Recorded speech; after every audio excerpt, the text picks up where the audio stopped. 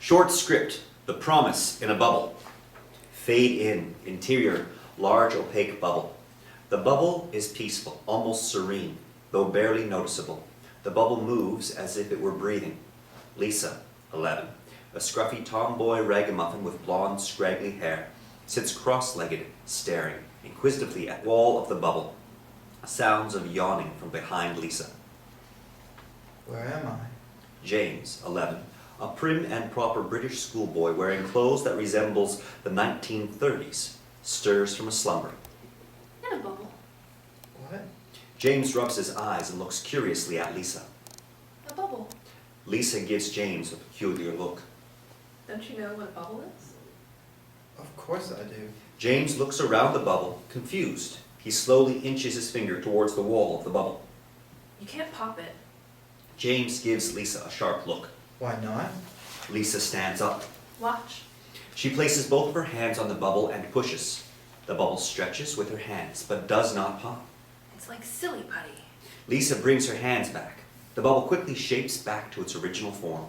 I don't know what silly putty is. James squints and tries to look through the bubble. Do you see anything? Lisa kneels down beside James. I'm not sure. Lisa presses her face up against the wall of the bubble.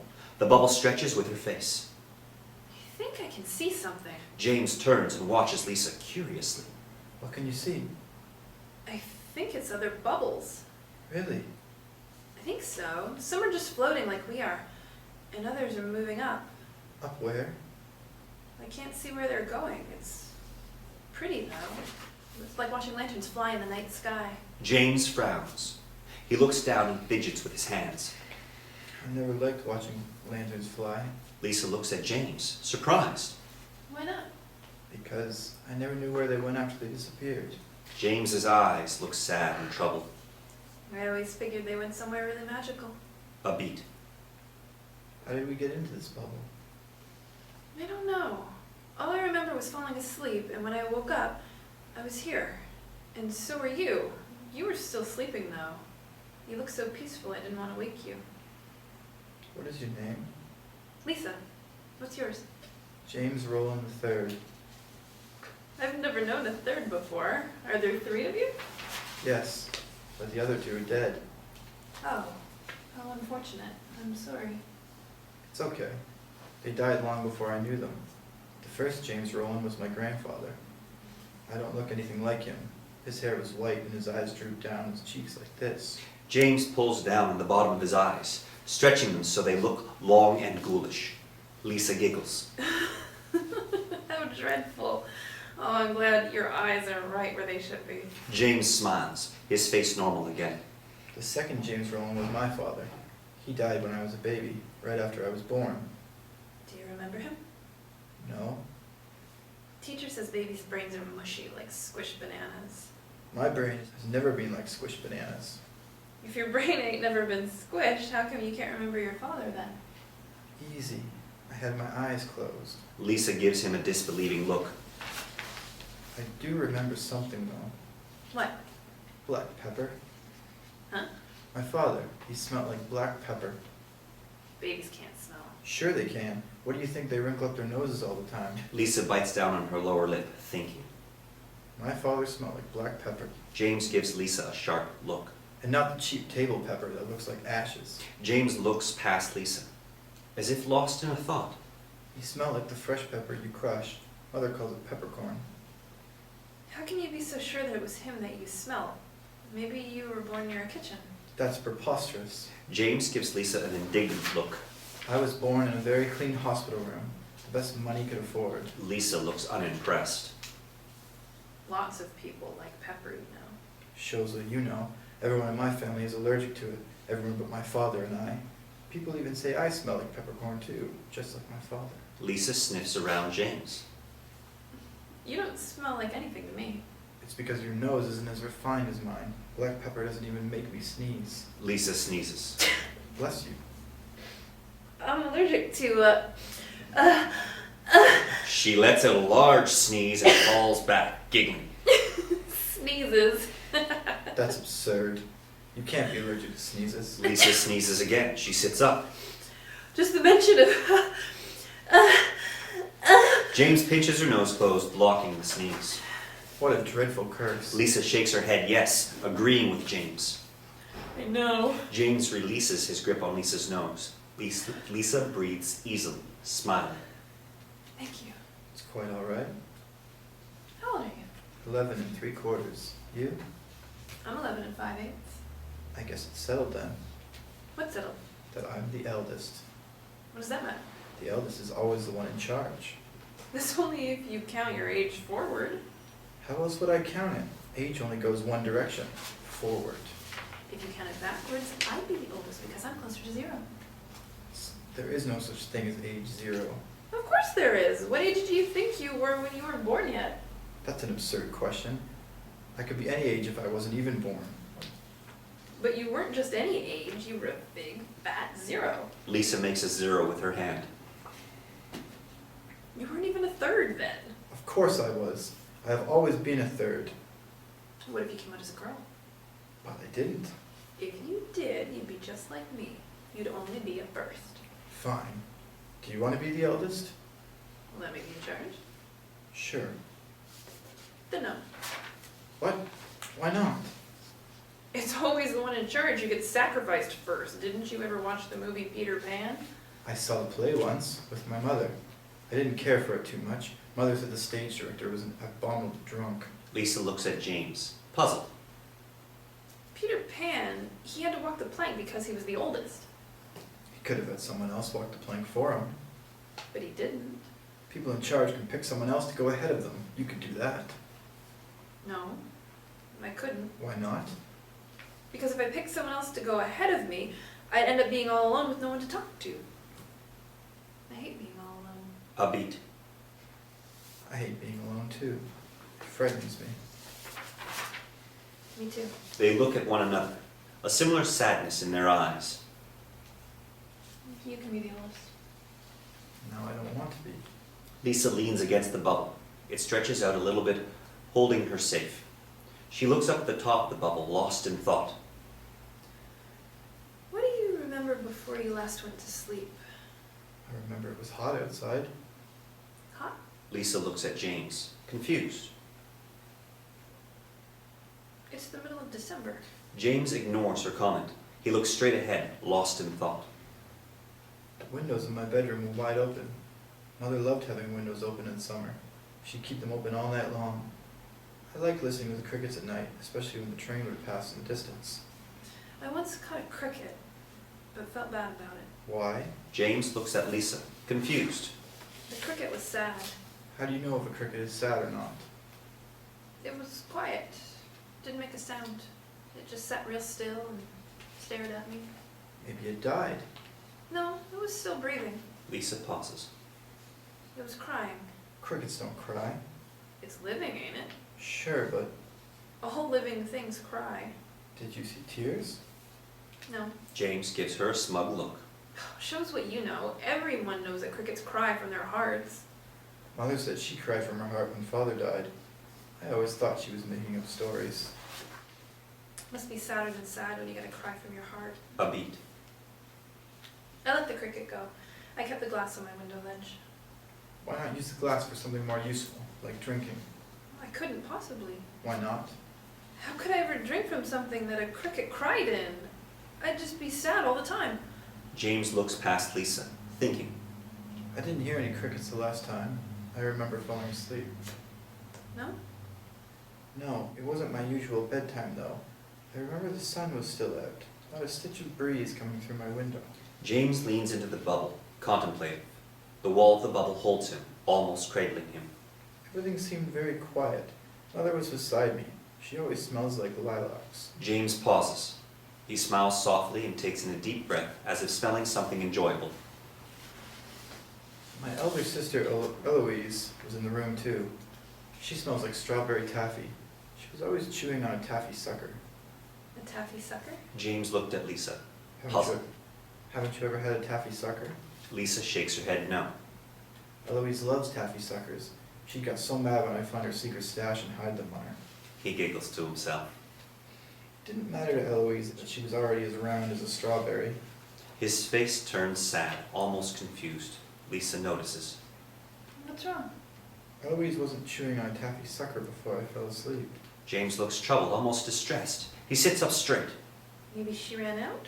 No, she never ran out. She always had a taffy sucker stuffed somewhere, even under her pillow if she wanted one in the middle of the night. James suddenly looks at Lisa, panicked. James, what is it? Lisa reaches out to comfort James. He pulls away from her. Something's terribly wrong. James stands up, quick.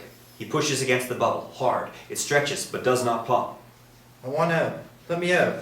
I want to go home. Lisa rushes to James's side and grabs his shoulder. Stop, please, you're frightening me. James turns to face Lisa, tears in his eyes. Why wasn't Eloise chewing on any taffy sucker when I fell asleep? Lisa hugs James. He embraces her. I don't know. Sometimes people just run out of things they like. James pulls away from Lisa. He wipes his eyes. My mom is always running out of smokes, and people say she smokes like a chimney. I didn't mean to frighten you. Lisa smiles softly at James. It's okay. James looks around at the bubble, taking a closer look. Aren't you afraid? Of what? Being trapped in here forever? Not really. Lisa kneels down and begins to pick at her fingernails. James kneels down in front of her, concerned. Why not? Because when I'm here with you, Lisa looks up at James.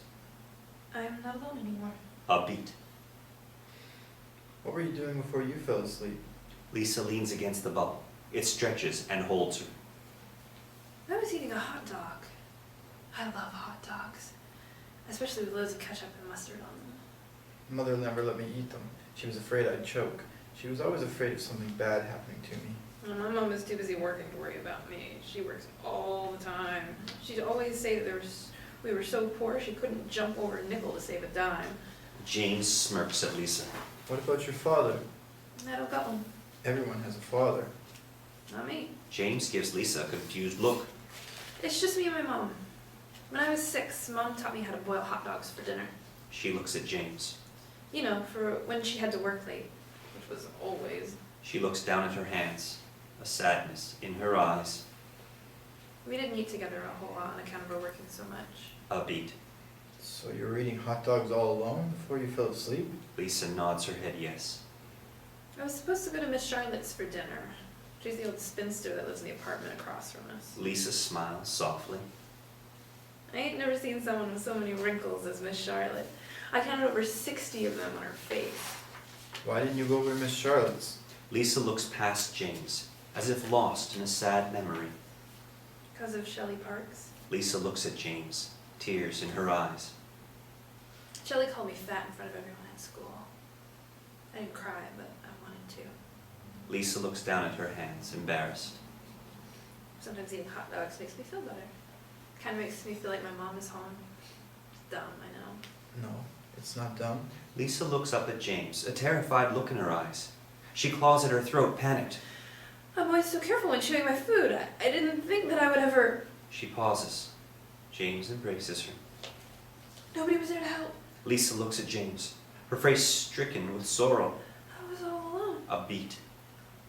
Maybe when we get out of this bubble you can come over to my house and meet my mother and Eloise. They'd like you. I know they would. James smiles at Lisa kindly. Promise?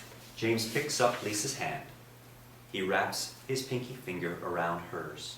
My pinky promise. Lisa smiles. She looks at her pinky fingers tightly wrapped together. I never had a friend before. Lisa looks at James. Me neither. But now that we got one another, we'll never feel alone again. A beat. Sound of a loud noise like a garbage disposal. The bubble begins to vibrate. James? What's going on? They both stand up. Lisa grabs onto James. Don't worry. I am here. I got you. Lisa looks down at the floor of the bubble, terrified. The bubble.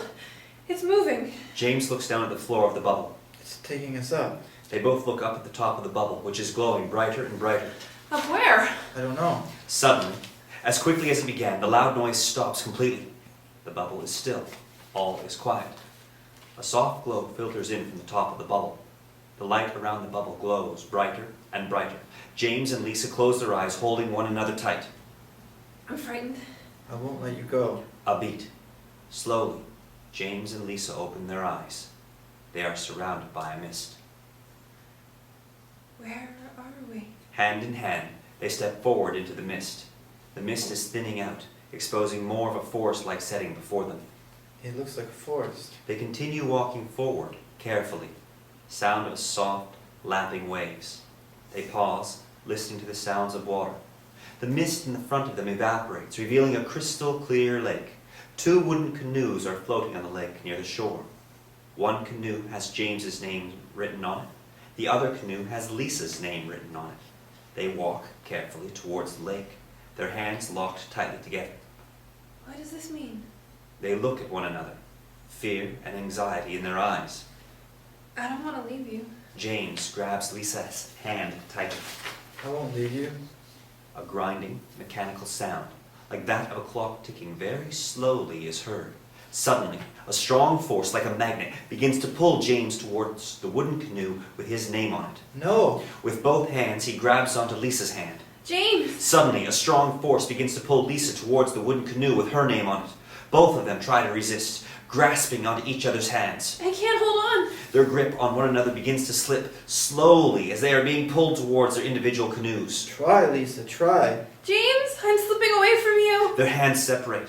Their fingers wiggle frantically as they stretch to grab hold of each other. No! No! With a sudden pull, like that of a vacuum cleaner, both of them are quickly placed into their individual canoes. They wiggle and try to stand up, but they are both stuck like a suction cup on the seats of their canoes. I can't move. Me neither. The grinding, mechanical sound stops. The canoe begins to move out towards the center of the lake. James and Lisa look at one another, desperation and fear in their eyes. James, what's happening? I don't know. Suddenly, the mist begins to rise up between them, growing thicker. James? I'm here, Lisa. I'm here. The mist grows denser, like a fog between them. You're fading away from me. No, I'm here, Lisa. I'm here. James, I can't see you. Listen for my voice. I'm here. Listen for my voice. I'm frightened. I won't leave you. The mist is extremely thick now. Nothing can be seen, not even their boats. James, please don't go. I won't leave you, Lisa. I promise. A beat. Lisa. His voice is fading away. Lisa, I promise. A short beat. The mist evaporates.